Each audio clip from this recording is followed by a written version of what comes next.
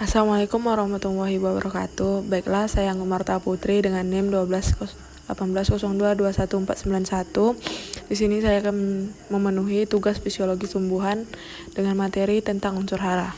Baiklah, yang pertama itu materi pengertian dari unsur hara tersebut. Unsur hara adalah sumber nutrisi atau makanan yang harus dibutuhkan oleh tanaman, baik itu unsur hara yang tersedia di alam atau biasa disebut dengan organik, maupun unsur hara yang sengaja ditambahkan. Seperti halnya kita makhluk hidup, tanaman juga memerlukan nutrisi lengkap dalam kelangsungan pertumbuhannya. Nah, selanjutnya itu fungsi dari unsur hara.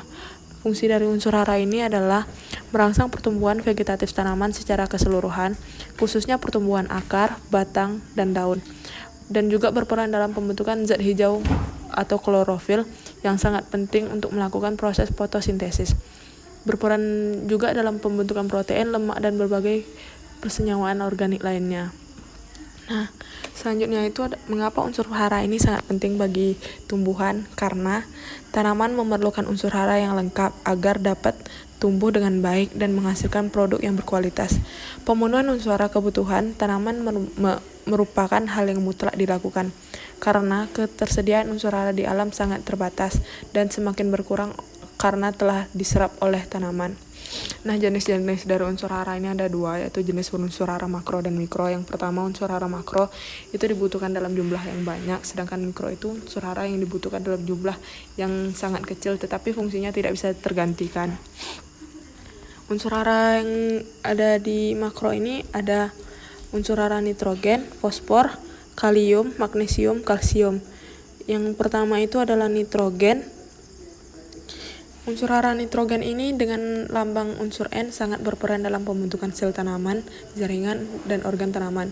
Nitrogen memiliki fungsi utama sebagai bahan sintesis klorofil, protein, dan asam amino.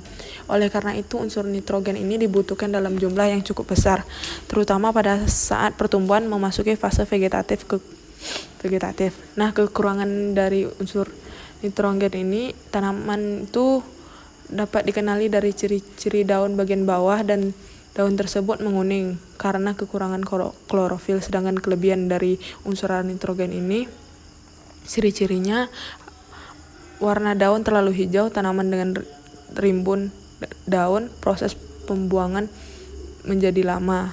Selanjutnya itu fosfor. Untuk fosfor itu merupakan komponen penyusun dari beberapa enzim protein ATP, RNA, DNA.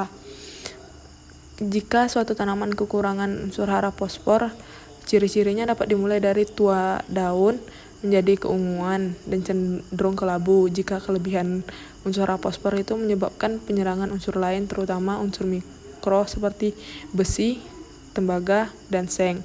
Nah, selanjutnya itu unsur hara kalium. Unsur hara kalium ini berperan sebagai pengatur proses fisiologis tanaman seperti fotosintesis, akumulasi, transkolasi, transportasi karbohidrat. Jika suatu tanaman melebihi unsur hara kalium,